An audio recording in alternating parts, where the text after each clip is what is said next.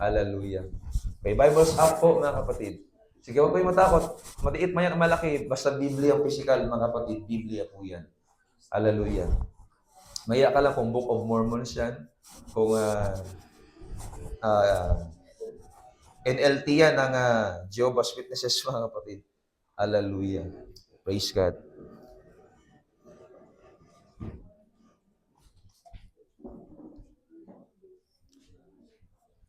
Okay, buksan natin ang ating mga Biblia, mga kapatid. Sa unang gawa.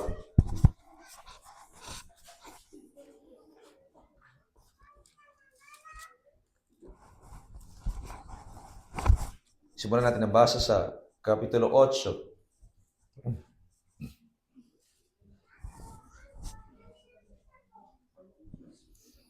Verse 26. 8:26.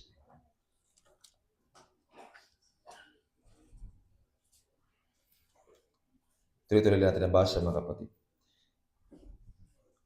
Sa nakasumpong magsabi ng praise the Lord. 8:26, tatapot nagsalita kay Felipe ang isang anghel ng Panginoon na nagsasabi, magtindig ka at ikaw ay pamaroon sa dakong timugan, sa daang palusong mula sa Jerusalem hanggang sa Gaza, isang disyerto, na ito ay ilang. At siya nagtindig at yumaon, narito ang isang lalaki taga Ethiopia, isang bating na may dakilang kapamahalaan, nasakop ng Candace, reyna ng mga Etiope, na siyang namamahala ng lahat niyang kayamanan. At siya'y naparoon sa Jerusalem upang sumamba. Wow. Naparoon ng Ethiopia sa Jerusalem upang sumamba. At siya'y pabalik at nakaupo sa kanyang karo at binabasa ang propeta Isaias, sulat ni propeta Isaias. At sinabi kay Felipe ng Espiritu, lumapit ka at makisama sa karong ito. At tumakbo si Felipe patungo sa kanya at napakinggan niyang binabasa si Isaias na propeta. At sinabi, naunawaan mo baga binabasa mo? Ang gandang tanong, mga kapatid. At sinabi niya, paanong magagawa ko maliban ng may pumatnubay sa aking sinuman? Sapagkat maraming nagbabasa pero hindi nakakaunawa. Maraming hawak ng Biblia pero hindi naunawa ng mensahe at ebanghelyo ng ating Panginoong Hesus. Verse 31, paano ngang magagawa ko maliban ng may pumatnubay sa aking sinuman? At pinakiusapan niya si Felipe na pumanhik at maupong kasama niya. Ang dako nga ng kasulatan na binabasa niya ay ito. Siya ay gaya ng tupa na dinala sa patayan, at kung paano hindi umimik ang kordero sa harap ng manggugupit sa kaniya, gayon din hindi niya binubuka ang kaniyang bibig. Sa kanya'y pagpapakababay na inalis ang kanyang paghuhuko. Sino ang maghahayag ng kanyang lahi sapagkat inalis sa lupa ang kanyang buhay? At sumagot ang bating kay Felipe at sinabi, ipinamamanhik ko sa iyo. Kanino sinasabi ng propetang ito, sa kanya bagang sarili o sa alinmang iba? Nagtataka ngayon, hallelujah, yung bating at isang eunuko, mga kapatid. Sino yung tinutukoy dito sa sulat ni propeta Isaias? Hallelujah. Thank you, Jesus, God. At ibinuka ni Felipe ang kanyang bibig at pagpapasimula sa kasulatang ito, hallelujah, ay ipinangaral sa kaniya si Yesu Cristo. At sa pagpapatuloy sa daan ay nagsidating sila sa dakong may tubig. At sinabi ng bating, narito ang tubig. Ano ang nakakahadlang upang ako'y mabautismuhan? Hallelujah. Praise God, praise God. Church, yung pangangaral ni Felipe at yung kanyang ipinangaral ay nais ko ring ipangaral sa umagang ito. Pinamagaran po itong Jesus.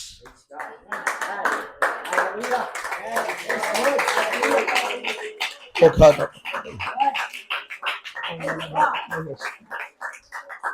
Oh.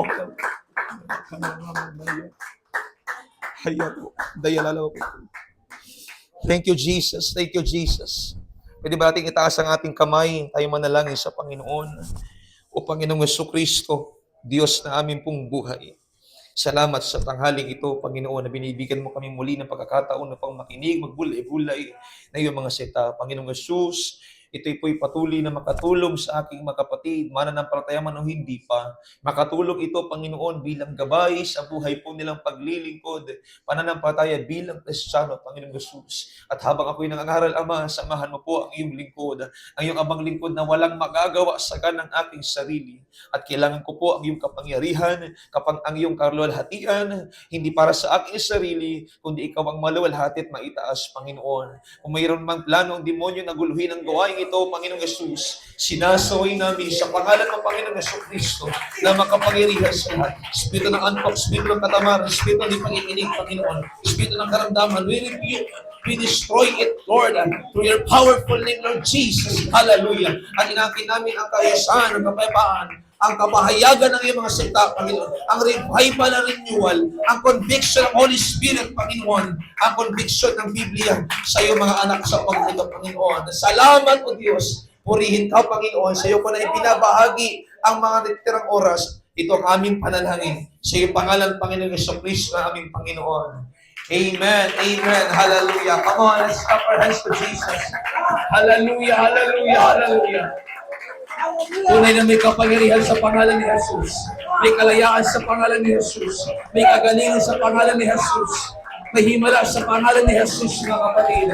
That name, that saving name, Jesus Christ, is the Lord of Lords and the King of Kings. Hallelujah. Hari ng mga hari, Diyos ng mga Diyos. Siyang sinapalatayaan natin, siyang tinanggap natin, siyang pinaniniwalaan natin, siyang ipinapangaral natin. Jesus. Everybody say Jesus. Jesus. Come on, there's power in that name, Jesus. There's healing in that name, Jesus. There's restoration in that name, Jesus. Hallelujah. Oh God, I'm going to preach your word. Hallelujah. I'm going to preach your name, Jesus. Help me, God. Help me, God. Hallelujah. Purihin ang Panginoon. Makakaupo kayong lahat, mga kapatid.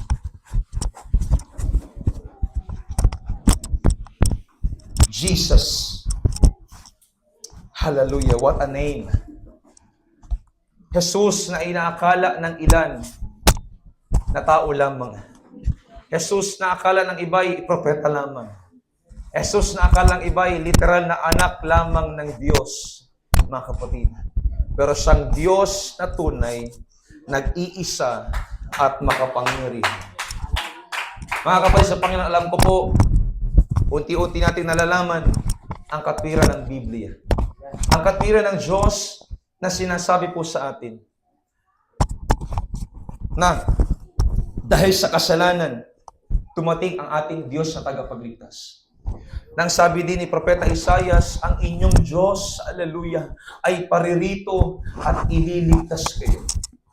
Napakagandang pangako ng ating Panginoon na bagamat ang ugat ng lahat ng nangyayari sa tao ay kasalanan ni Adan at Eva, kasalanang minana natin sa ating mga ninuno, mga kapatid, kasalanan na hindi pagsunod sa kalooban ng Diyos, kasalanan na pagsuway sa utos ng ating pong Panginoon. Yes, maaring si Eva ay nadaya, pero ang totoo, si Eva ay hindi sumunod. Ganon din si Adan, hindi sa sumunod sa utos ng ating pong Panginoon. Hallelujah. Bakit? Sapagkat malinaw ang utos sa kanila.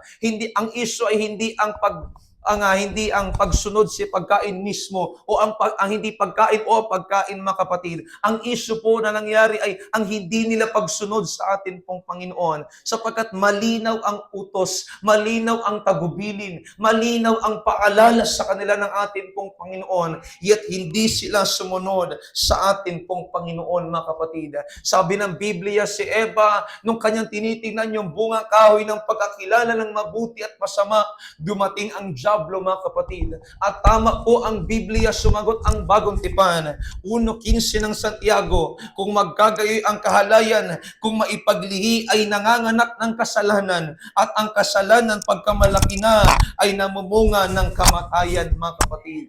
At makita po natin yung kasalanan at kamatayan ay magkaugnay, magkasama, mga kapatid.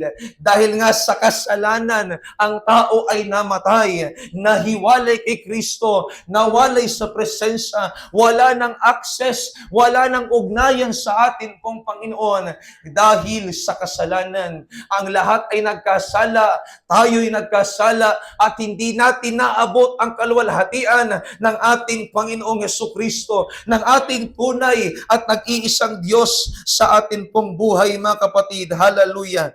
At ang kamatayan, hallelujah, na naging bunga dahil sa kasalanan ay nangyari sa tao, mga kapatid, sapagkat ang lahat, sabi ng Biblia, ay nagkasala.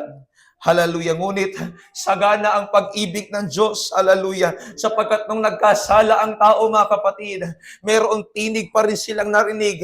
Ngunit nagsasabi, nasaan kayo? Ito'y hindi pa ang usap ng isang Diyos na gustong manumbat sa kanyang mga anak. Hindi ito sinasabing, ba't nyo kasi kinain? Hindi ito sinasabing, bakit nyo kasi sinaway ang utos ko? Hindi ito sinasabing, bakit hindi kayo nakinig? Kundi isang tinig ng paanihaya ng mensahe nagsasabing, nalalayo kayo. Meron ng agwat, meron ng distansya, meron ng puwang sa paningin ko at sa paningin nyo, sa harap ko at sa harap nyo. Bilang isang ama na manlilikha, tumubos, na lumikha sa atin, mga kapatid, na siyang ating manlilikha. Hallelujah! Sa panahon ni Adan at ni Eva, mga kapatid, tinanong sila ng ating Panginoon, nasaan kayo? Parang isang magulang sa isang anak na kung hindi niya makita yung kanyang anak, babae man o lalaki, hinahanap niya, nasaan kayo? Kahit galit yung nanay, kahit galit yung tatay, nagtatanong, nasaan sila? Nasaan ka ba? Hindi tanong ng pagdududa, hindi tanong ng pangungontra, hindi tanong, hallelujah, ng gustong paghatol, paghukom, kundi paghahanap. Bakit anak ko yun? Mahal ko yun. May ugnayan kami noon. Nilikha ko yun. Sino dito ang nakatanggap ng tinig ng Diyos na siya'y hinanap ng Diyos?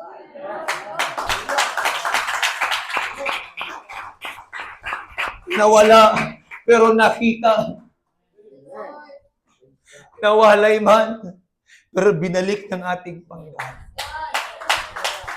At ang pruweba na binigay sa kanila ng Diyos na ating binabasa at nabasa, mga kapatid. Hallelujah, nung hanapin sila ng Panginoon at nung sinabi ni Adan, nagtatago kami. Natakot si Adan sa Diyos. Pero sabi ng Panginoon sa kanila, mga kapatid, sabi ng Biblia, pumatay ang Diyos ng hayop. Tinakpan sila ng balat nito. Larawan ng pagtutubos na gagawin ng ating pong Panginoon. Natakot ang tao sa Diyos. Natakot ang ating mga ninuno. Si Adan at Eva ay nagpasimulang matakot sa Panginoon.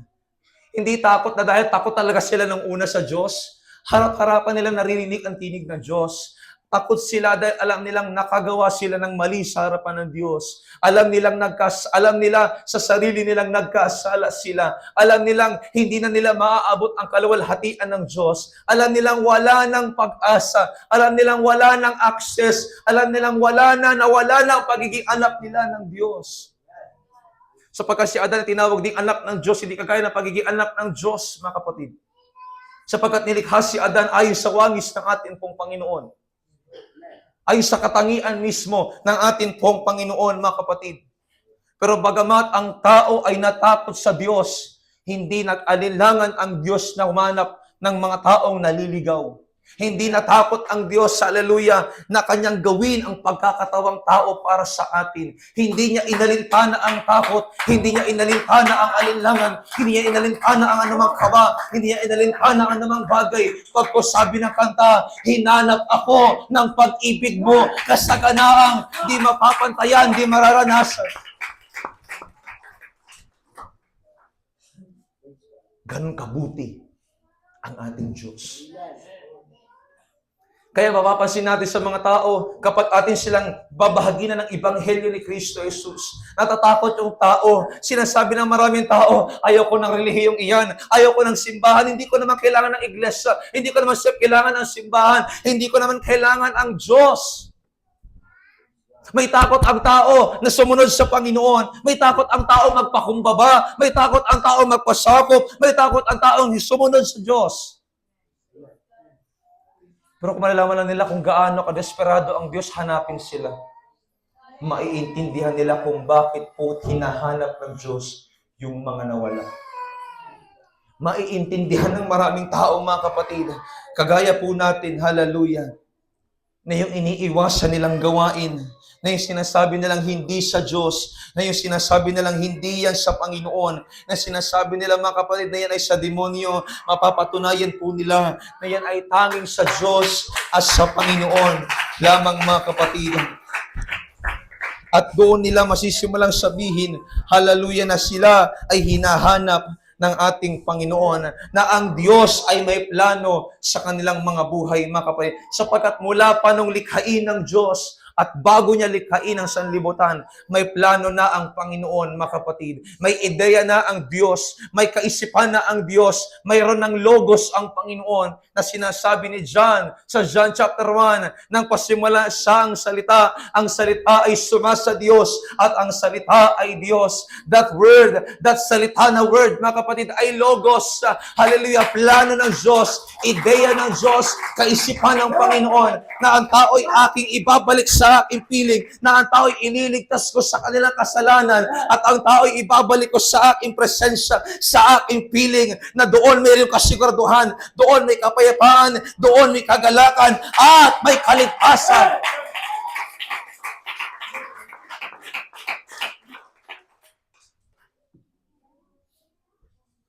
That's why we believe at naniniwala po tayo na meron lamang iisang tunay na Diyos na nagkatawang tao para sa atin. Hindi siya nagsugo ng iba, hindi siya nagbili ng iba, mga kapatid, bagkus sa mismong Diyos na nagmamahal sa tao, Diyos na lumikha ng tao, ay sa mismong bumaba para sa atin. Siyang dumaba, binuwis ang buhay, nagkatawang tao, tiniis, sabi ng Filipos chapter 2, hindi inaring kapantay ang pagka-Diyos. Hindi hinubad ito, nag-anyong alipin. Hanggang sa kamatayan ay naging masunurin. What an example of a great God. Gaano kabuti ang Diyos, gaano kadakila ang pag-ibig ng Diyos sa buhay natin, mga kapatid. Sabi ng 1 Peter chapter 1 verse 18, na inyong nalalamang kayo tinubos, hindi na mga bagay na nasisira, ng pilak o ginto, mula sa inyong walang kabuluhang paraan ng pamumuhay, na ipinamana sa inyo ng inyong mga magulang, kundi ng mahalagang dugo ang tumubos sa inyo, gaya ng korderong walang kapintasan at walang dungis, sa makatuwid bagay ang dugo ni Hesukristo, na nakilala na nung una, bago pa itinatag ang salibutan, ngunit inihayag sa mga huling panahon, dahil sa atin. Nung wala pang sanlibutan, hallelujah, naroon na ang ating Panginoong Jesucristo, mga kapatid. Nasa kaisipan ng Diyos, hallelujah. Nasa plano ng Diyos, nasa ideya ng ating Panginoon. At itong ideya na ito, hallelujah, ay nagkatawang tao. Ang sabi ng Galatia Kapitulo 4, talatang 4, mga kapatid, ipinanganak sa ilalim ng kautusan, ipinanganak ng isang birhen, hallelujah. Kaya merong Kapaskuhan, merong Christmas celebration, mga kapatid. Na bagamat hindi po tayo naniniwala sa eksaktong petsa na 25 ng Desyembre ipinanganak ang ating Panginoong Hesus. Hindi na natin pinag-uusapan yon, kundi yung mensahe ng kanyang kapanganakan, yung mensahe ng kanyang pagparito, yung mensahe ng kanyang pag-ibig, yung mensahe ng kanyang ibinigay, yung mensahe ng kaligtasan sa buhay natin, mga kapatid. Yun yung sineselebrate natin, mga kapatid. Hallelujah, sapagkat hindi masamang i-celebrate ang ginawa ng Diyos, hindi masamang i-celebrate ang pag-ibig ng Diyos, hindi masamang alalahanin i-celebrate ang katapatan ng ating pong Panginoon, mga kapatid. Ang ating Panginoong Hesus na ipinanganak sa Bethlehem, ipinako sa krus, namatay, ngunit muling nabuhay pagkalipas ng 3 araw, mga kapatid. Kaya yung kapanganakan, buhay, kamatayan, at muling pagkabuhay ng ating Panginoong Hesus ay sumasalamin sa kanyang nilikha. Sumasalamin sa panahon, sumasalamin sa araw at gabi, sumasalamin sa liwanag at dilim na nararanasan po natin sa mundong ito. Kaya nga mapapansin po natin mga kapatid, sa paggising po natin sa umaga, meron parang kaluwalhatian ng Diyos na sumisilang na pinapakita ng araw, ipinapakita ng bundok, ipinapakita ng ulap, ipinapakita ng alapaap sa atin kung gaano kaluwalhatian, kung gaano kabuti ang Diyos, kung gaano kadakila ang kanyang kaluwalhatian sa atin pong mga buhay. Sa katunayan, yung pagkalikha ng Diyos, match mismo sa kanyang pagiging Diyos. For example, kapag gigising tayo sa umaga, di ba meron tayong buhay, merong hininga, at merong kakaibang pag-asang ibinibigay sa atin ng Diyos. Yan yung larawan na sinasabi ng Panginoon kung bakit siya magkakatawang tao. Anong sabi ng Biblia? Genesis chapter 1, nang pasimula nilikha ng Diyos ang langit at ang lupa. At ang sabi ng Panginoon, magkaroon ng liwanag. Ito'y larawan, refleksyon ng kanyang pagiging Diyos, ng kanyang kaluwalhatian, ng kanyang kapangyarihan. Kaya nga kapag umaga, sabi ng kasabihan, kapag bagong umaga, may bagong pag-asa. At kapag dumarating ang sinag ng araw, ang pagsikat ng araw, mayroon parang kaluwalhatian ng Diyos tayo nakikita sa atin pong kalawakan, sa atin pong mundo. At kapag titirit ang araw sa katanghalian, mga kapatid, hallelujah, nananatili pa rin ang kaluwalhatian ng Panginoon. At paglubog ng araw, larawan man ng kamatayan ng korderong pinatay para sa atin. Pero hindi tayo nawawalan at hindi tayo dapat mawalan ng pag-asa. Kasi ang sabi ng Biblia, ng salita ng Diyos, pag-iyak ay magtatagal sa kinaumagahan, sa kinagabihan, ngunit galak ay darating sa kinaumagahan. May araw man ng pagsikat, may araw man ng katanghaliang tapat, may araw man ng paglubog ng araw, may oras man, darating pa rin yung magandang bukas, darating pa rin yung kinabukasan. Hallelujah! Kaya sa nilikha ng Diyos, nahahayag ang kanyang pagiging Diyos. As sumagot si Apostol Pablo, mga kapatid, ang sabi ng 1:20 ng Roma, hallelujah, mula pa ng likhain ng Diyos ang sanlibutan, ang kanyang likas na hindi nakikita, ang kanyang kapangyarihang walang hanggan, at ang kanyang pagka-Diyos ay maliwanag na inihahayag ng kanyang mga ginawa, kaya't wala na silang dahilan pa. Yung creation ay reflection ng kabutihan ng ating Panginoon. Yung kanyang nilikha ay tanda ng pagkapangyarihan ng ating Panginoon Jesus. Palakpakan natin ang Panginoon. Yes, God. Thank you, Jesus.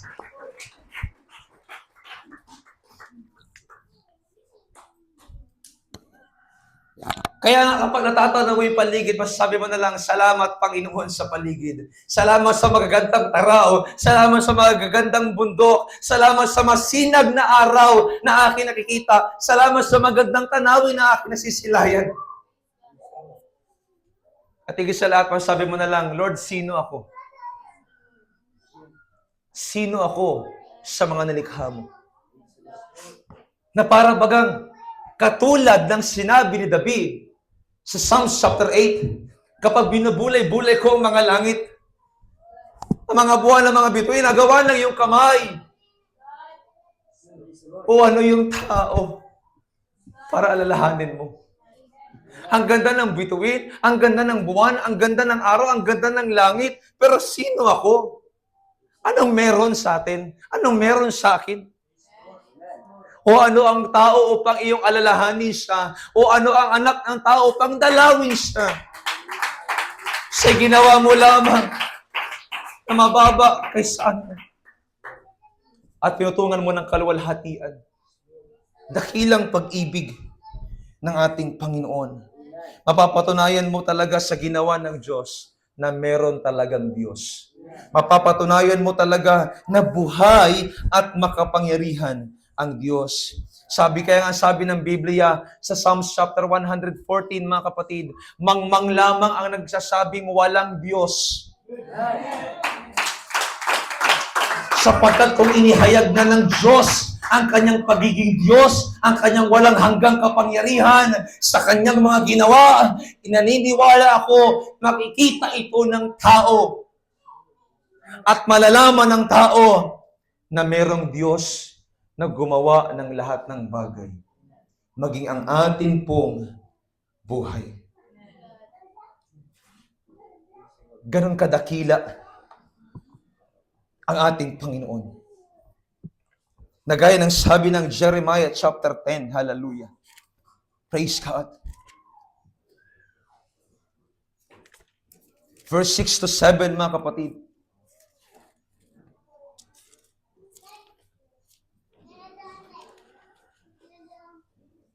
Walang gaya mo, O Panginoon, ikaw ay dakila, at ang iyong pangalan ay dakila sa kapangyarihan. Sinong hindi matatakot sa iyo, O Hari ng mga bansa, sapagkat sa iyo nauukol, palibhasay sa gitna ng lahat ng pantas, at sa mga bansa at sa lahat nilang kaharian ay walang gaya mo. Verse 10, ngunit ang Panginoon ay tunay na Diyos, siya ang buhay na Diyos, at walang hanggang hari. At yung walang hanggang hari, yung tunay na Diyos, ay nasa katauhan ng ating Panginoong Jesucristo. Sapagkat ang sabi ng Biblia, Colossus 2:9, sa Kaniya nananahan ang buong kapuspusan ng pagkadiyos. Siya ang Ama, Siya ang Anak, at Siya ang Espiritu Santo. Siya ang tunay na Diyos, Siya ang una, Siya ang huli, Siya ang manunubos, Siya ang tagapagligtas, Siya noon, Siya ngayon, at Siya ang darating. Siya ang Diyos. Walang kagaya ng Diyos. Siya ang nag-iisa. Siya lamang at wala nang iba.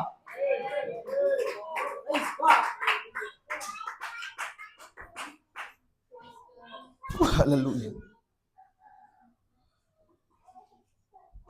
Kaya nga, kung babalikan natin yung buhay ni Felipe, na ayon sa pag-aaral isang evangelist, mangangaral at apostol ng ating Panginoong Jesucristo. Nung suguin siya ng Panginoon, pumaroon sa Gaza, sa Jerusalem, partikular sa lugar ng Gaza na isang disyerto.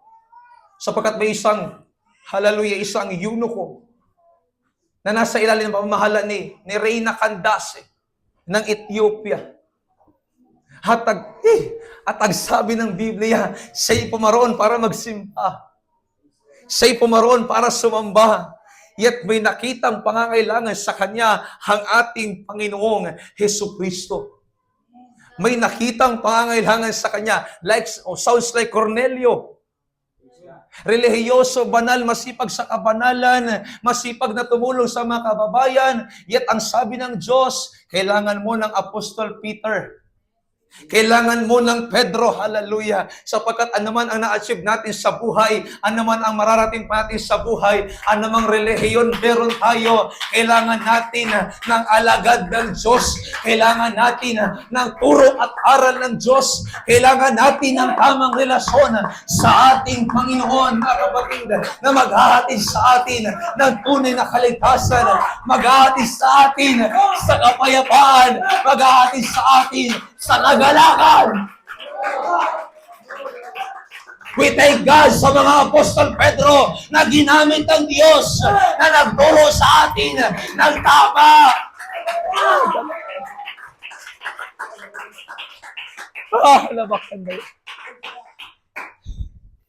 Thank you, Jesus. Hallelujah. Salamat sa mga Apostol Pedro na hindi rin nagkaila ng sarili para lamang sa naliligaw na kaluluwa.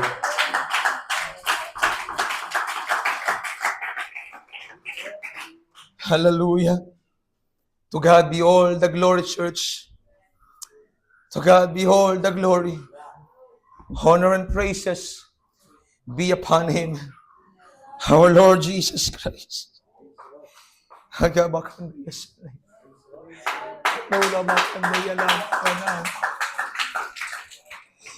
Glory to you, Jesus. Hallelujah. At nakita ni Felipe, kung maalala nyo na ipangaral ko na ito, at hindi ko ito makakalimutan dahil ang bunga nito Sordella family, Ate Elmer. Kung naalala niyo yung pangaral na we have a mission. Pero purihin ang Diyos, may iba pa rin talagang sarap ang salita ng Diyos. Meron pa rin talagang bago sa salita ng Diyos. Hallelujah. Nung makita ni Felipe na binabasa ng Ethiopian eunuch yung sulat ni Propeta Isaias na merong quotation talaga sa aklat ni Isaias, mga kapatid. Sinabi ni Felipe sa lalaki, naiintindihan mo ba yung binabasa mo? Alam mo ba yung binabasa mo? Naiintindihan mo ba yung binabasa mo?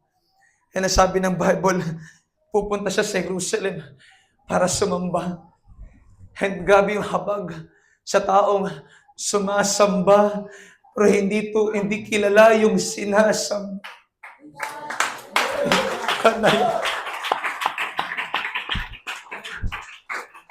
May mga taong marami nang pinupuntahang iglesia. May mga taong marami nang pinupuntahang sekta. Pero hindi nila alam yung daan ng kaligtasan. Hindi nila alam yung daan ng kapayapaan. Hindi nila alam yung daan ng kagalakan. Hindi nila alam yung daan patungo sa buhay na walang hanggan.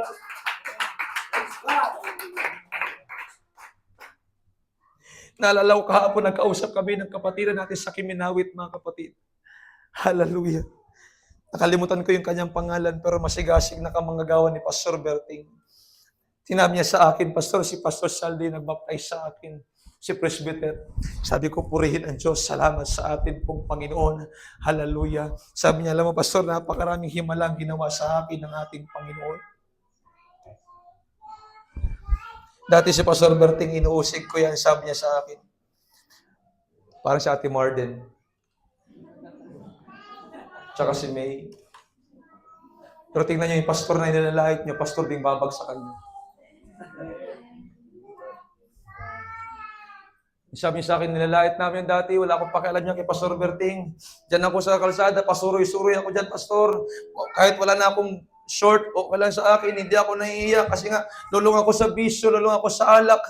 Pero sabi niya, one time na naginip ako sa Panginoon, naginip ako, binigyan ako marahil ng Panginoon ng panaginip.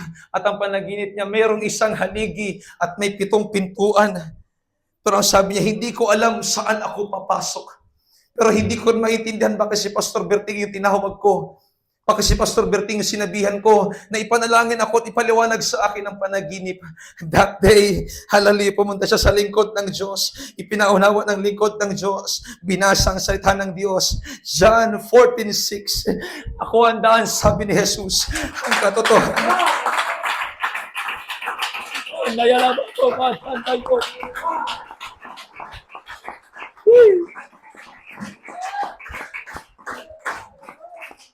Hallelujah. There is power in the Word of God. Hallelujah. I am proud to say, kahit ganito lang kaming pastor ng FCJC, hindi kami pinababayaan ng ating Panginoon. Hindi kami iniiwan ng Diyos at ginagamit ng ating Panginoon sa kanyang ubasan,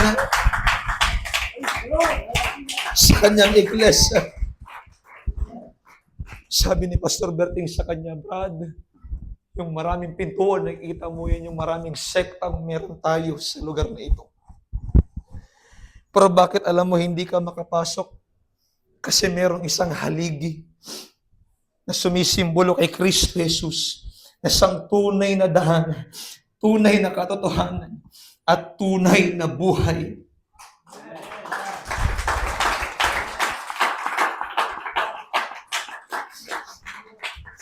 At yung usual na pagsasabi lang ng pastor, yung usual na pangaral lamang ng pastor, hallelujah, nagbigay sa kanya ng kirot at nagtanggal ng tinik sa kanyang dibdib at nagbigay ng kagaanan sa kanyang puso sapagkat sinabi sa kanya ng lingkod ng Diyos, dito ka tinatawag sa iglesia ito. Hallelujah. Talagang may kapangyarihan sa pangalan ni Jesus.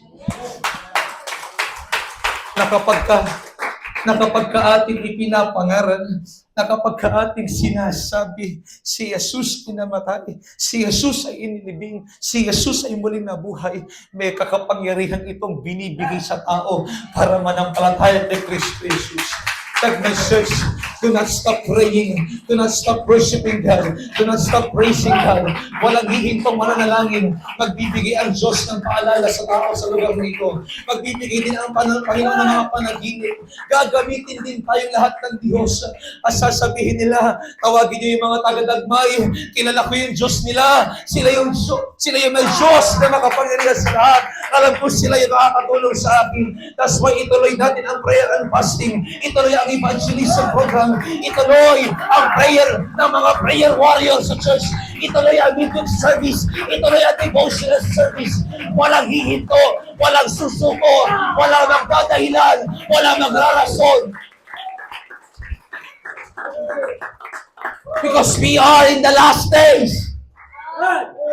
Walang hihinto. Wala magsasabi, ayaw ko magsimba, ayaw ko kumanta, pagod ako. No! Walay rason na hindi natin sa halaron. Walay rason na hindi natin sa halaron.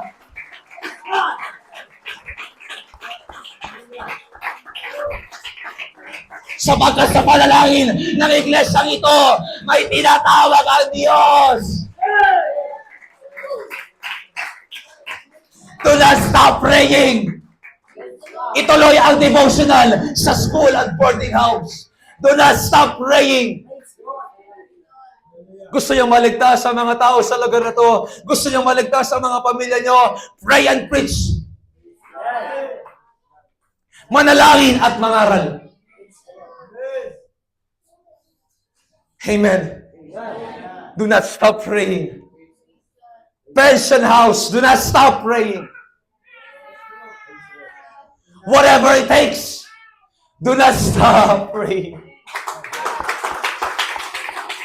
Walang hihinto, may hinihipo. Walang susuko, may hinihipo.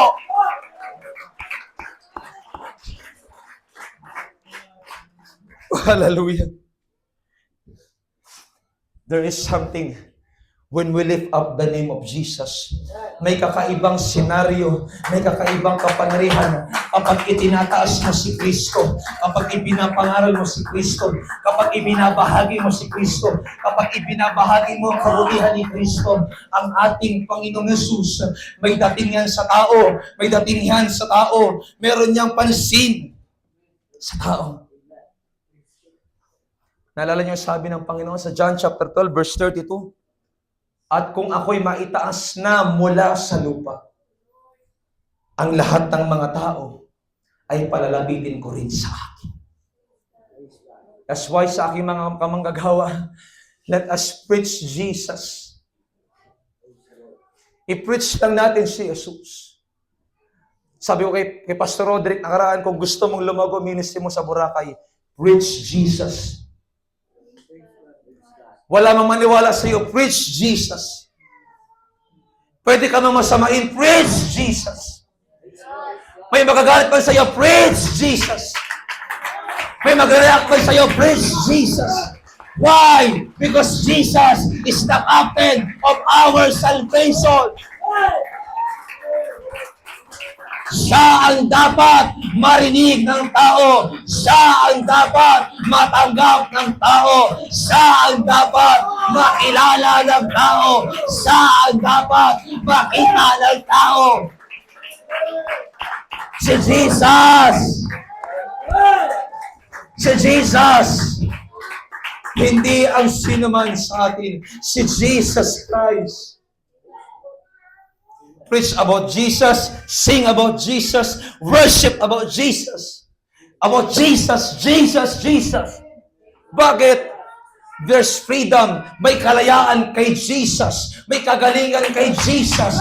Nasa Kanya ang kapamahalaan ng langit at ng lupa. Ano sabi ng Panginoon, Matthew 28:18? Ang lahat ng kapamahalaan sa langit at sa lupa, ibinigay na sa akin. Sabi ng Panginoon sa mga alagad, kaya nga ang utos sa kanila, humayo kayo, magpunta kayo. This is the first time na itusan sila ng Panginoon mangaral at nangaral sila pagkaakyat ng Panginoon. At nung matanggap nila ang Holy Spirit. Amen.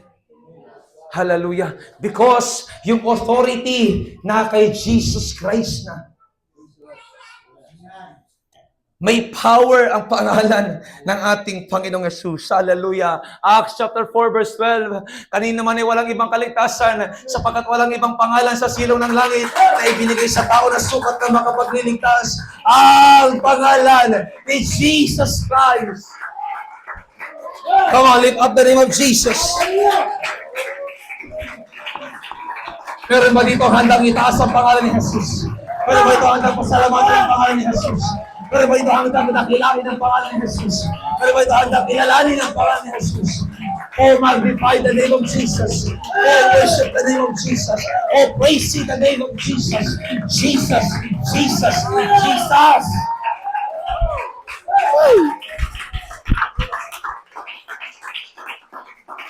Hallelujah! Mula sa pool, nung tayo tumuntong sa iglesia ito, wala tayong ibang ipinakilala sa tao kundi si Jesus Christ. Hindi ang Water Family. Hindi tayo. Hindi ako na pastor. Si Jesus. Because sabi ni Paul sa 2 Corinthians chapter 4, ang ipinapangaral namin ay hindi ang aming sarili, kundi si Kristo Jesus na Panginoon namin. At kami kagaya ninyong mga alipin. Amen. Huwag kang humintong manalangin. Huwag kang humintong, hallelujah, makiisa sa gawain ng Diyos. May ibibigay sa atin ang Diyos na eunuko. May ibibigay sa atin ang Diyos na taong, yes, nagsisimba, pero hindi kilala ang sinisimba. At hindi kilala ang tunay na pagsamba. Hallelujah. Amen. Amen, church. Hallelujah. Kung tunay kang nakikiisa, makiisa ka sa gawain ng Diyos. Kung tunay kang tagadagmay, church, makiisa ka sa gawain ng Diyos. This is for general announcement. A public service announcement. Kung tunay kang nakikiisa, at tunay tayong may isang Espiritu ng Diyos, makiisa ka sa gawain at mga gawain ng Diyos. Regardless kung pagod ka, regardless kung meron kang ginagawa as long as hindi emergency, suportahan mo ang gawain ng Diyos. Amen? Especially sa ating mga bagong talagang manggagawa, mga kapatid. Suportahan natin ang gawain ng Diyos. Gampanan natin ang gawain ng ating Diyos, mga kapatid. Amen? Hallelujah. Gagamitin ka ng Diyos. May plano ang Panginoon sa buhay natin, mga kapatid. Hallelujah. At ang nais ng Panginoon sa buhay natin bilang mananampalataya, gamitin tayo ng ating pong Panginoon, mga kapatid. Dahil maraming tao sa lugar na ito, mga kapatid, masakit man sabihin, pero naliligaw. At masakit mang sabihin, mahirap mang isipin, pero ito yung katotohanan na kinakailangan nilang marinig, naliligaw sila. At kailangan nila ang Panginoong Jesucristo na magdadala sa kanila sa tunay na paglilingkod. Magpapalaya sa makasalibutang gawain at magbibigay ng kaligtasan sa kanila pong mga buhay, mga kapatid. Let us preach Jesus. Let us praise Jesus. Let us worship Jesus, mga kapatid. Amen? Because it's all about Him. It's all about Jesus. Not about us. Ito'y patungkol kay Jesus, hindi sa atin na mga anak ng Diyos. Kay Jesus. Kay Jesus. Ano sabi ng Panginoon sa mga Pariseo nung kanyang panahon? Sabi niya, saliksikin ninyo sa mga kasulatan sapagkat sinasabi ninyo. Dito kayo magtatamo ng buhay na walang hanggan. Sabi ng John chapter 5 verse 38 to 39, hindi na nanatili sa inyong mga puso ang kanyang salita, sapagkat hindi kayo sumasampalataya sa isinugo niya. Sinasaliksik ninyong mga kasulatan na paniwalang doon nyo matatagpuan ng buhay na walang hanggan. Ang mga kasulatang iyan ang nagpapatotoo patungkol sa akin.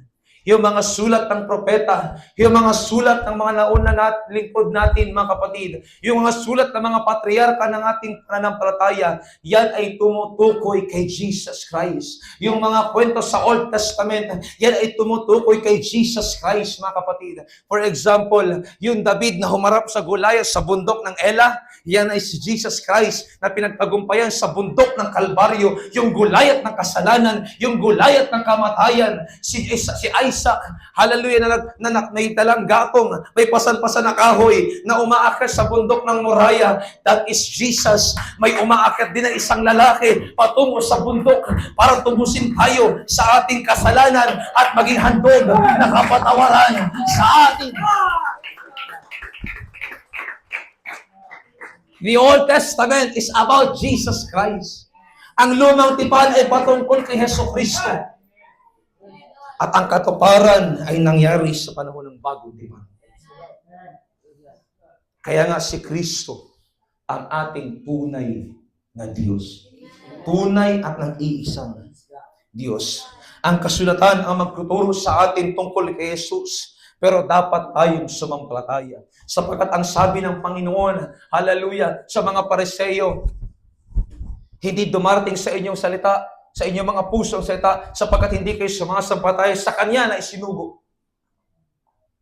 At kahit saliksikin ninyo sa kasulatan, hindi kayo magtatamo ng buhay na walang hanggan. Bakit? Kailangan ng pananampalataya kay Jesus Christ.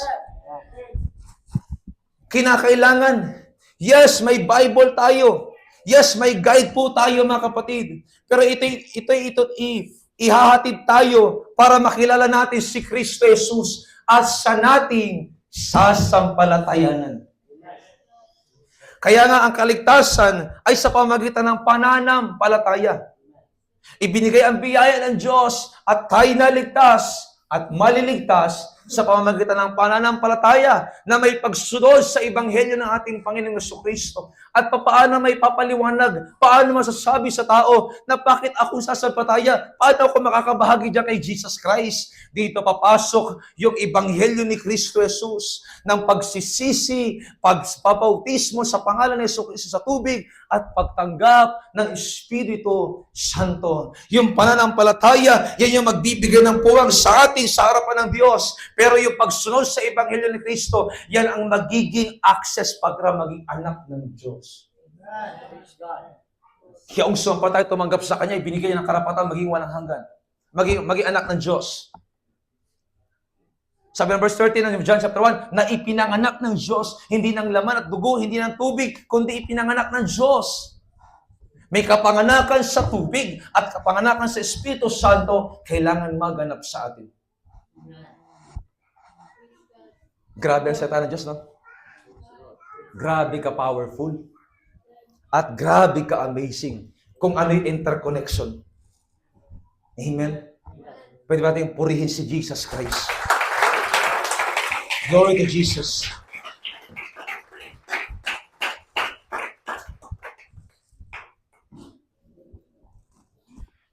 Kaya nga nung aralan tayo patungkol kay Jesus Christ, nung aralan tayo patungkol kay Jesucristo, mga kapatid, mas naunawaan natin nung sinunod natin yung ebanghelyo. Nung tayo magsisi, nung tayo mabautismuhan, at nung tayo tumanggap ng Espiritu Santo, doon natin naintindihan ang bautismo pala ay kailangan. Ang pagsisisi pala ay kailangan. Hindi pala ako'y pwedeng magsisimba lamang, hindi pala pwedeng ako'y dadalo lamang, hindi pala pwedeng ako'y ordinaryong membro lamang. Kailangan ko palang tanggapin ang aking Panginoon na tagapagligtas. Kailangan ko palang makiisa sa Kanyang kamatayan upang ako'y muling mabuhay at ang aking datihang pagkatao'y maiwan sa tubig at ako'y maging bagong nilalang sa Kanyang harapan at ako'y matawag na anak ng Diyos. Sapagkat tayo lahat ay anak sa pagkalikha, pero hindi lahat ay anak ng Diyos. Sapagkat ang binigyan naman ng karapatan maging anak ng Diyos o tawagin anak ng Diyos, yaong sumampalataya at tumanggap sa kanyang pangalan. At malinaw ang mensahe ng Diyos para ang tao ay maligtas after manampalataya, magsisi, magpabautismo at tanggapin ang Espiritu Santo ng atin pong Panginoon. That's why kung meron pa sa atin hindi pa nababaptize, in the name of Jesus Christ, magpabaptize na tayo mga kapatid. At sa ating mga nabaptize na ng ilang taon mga kapatid, be glad! Be rejoice! Magpatuloy, magpadayon sa pangalagad sa atong Ginoo. Magpatuloy sa paglilingkod. Magpatuloy sa pagsamba sa atin pong Panginoong Hesus. Amen? Sa mga hindi pa baptize, mga kapatid, magdesisyon na po kayo. Dahil kinakailangan nating mabaptize in the name of Jesus Christ. Sa ikapagpapatawad po ng ating kasalanan at sa ikatatanggap natin ng Espiritu Santo ng ating pong Panginoong Hesus. Purihin ang ating Panginoong Hesus. At tayo mga nabaptize in the name of Jesus, purihin natin ang Panginoon. Yung Panginoon na nagligtas sa atin. Yung Panginoon na nagpaunawa sa atin. Yung Panginoon tumabos sa atin. Panahon hindi natin alam yung kalukuhanan. Pero God, hallelujah. Panahon hindi natin alam yung katotohanan, pero ipinahayag sa atin ng Diyos. Tayong nangabautismohan at nagkaroon ng bagong pangalan, bagong katawan, bagong pagkatao, bagong purihin ang Diyos. Kama lahat ang baptize in the name of Jesus. Praise the Lord. Oh, halabakan na yasan. Come on, come on. Nakilain mo ang Diyos. Ikaw na tinubos ng bautismo. Ikaw na niligtas ng bautismo. Ikaw na inaring ganap ng bautismo. Yes, yes, yes. Yes, come on, church.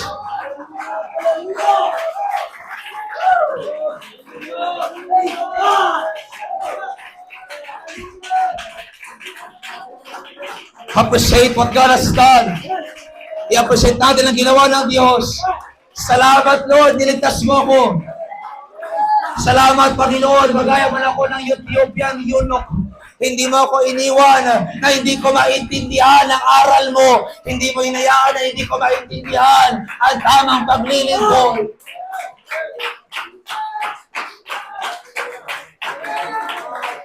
Yes. Oh, halabak. Yes.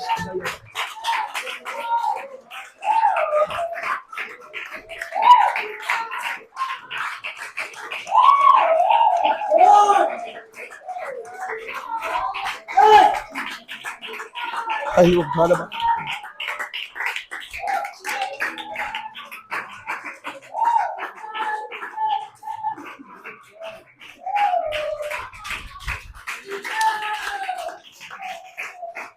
We start appreciating what God has done. Maiintindihan mo, Lord, salamat. Ganoon din ako dati. Nagsisimba ako pero ligaw pala ako. Nagsisimba ako pero hindi ko pala alam ang tunay na relationship. Nagsisimba ako pero may hinahanap pa rin yung puso ko. Sa mga hindi pa baptized, just open your heart. I know that God has spoken to you. May pangungusap ang Diyos sa puso nyo. Mga kapatid sa Panginoon. At huwag niyong hadlangan ang ginagawang pagkilos ng Panginoon. Huwag niyong hadlangan ang ginagawang pagkilos ng Panginoon sa inyong mga buhay. Repent, repent, and be baptized. Hallelujah. In the name of Jesus Christ. Magsisi at magbautismo ang bawat isa sa inyo sa pangalan ni Jesu Cristo. Sabi ni Paul sa Acts chapter 22, sinabi sa kanya ni Ananias, tumayo ka, tumindig ka. Ikaw ay magbautismo na tumatawag sa kaniyang pangalan. Hugasan mo ang iyong kasalanan na tumatawag sa kaniyang pangalan. Tanging kay Jesus Christ lamang ang kapatawaran ng kasalanan. Kay Jesus Christ lamang ang pagbabago ng buhay. Kay Jesus Christ lamang ang pagbabago ng pagkatao. Kay Jesus Christ lamang ang tunay na pag-ibig. Kay Jesus Christ lamang ang tunay na kalayaan. Kay Jesus Christ lamang ang pagkawala sa bisyo, ang pagkawala sa kasalanan, ang pagkawala sa palit ng demonyo. Kay Jesus Christ, He is the way, the truth, and the light. No one cometh unto the Father except through Him. Walang makaparoon sa langit. Walang makaparoon sa Ama. Walang makaparoon sa isang Diyos. Hindi dadaan kay Jesus Christ.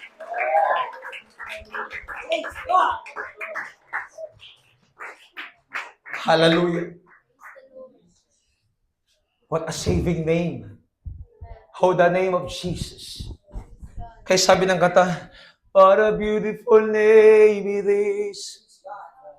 What a beautiful name it is. The name of Jesus Christ, my King. What a beautiful name it is. Nothing compares to this. What a beautiful name it is. The name of Jesus. What a powerful name it is. What a powerful name it is. The name of Jesus Christ. Oh, yala po, dayas, daya mo, dayala. Hallelujah. What a powerful name it is. Oh, nothing compares to this. What a powerful name it is. The name of Jesus. You have no rival. You have no equal. Now and forever.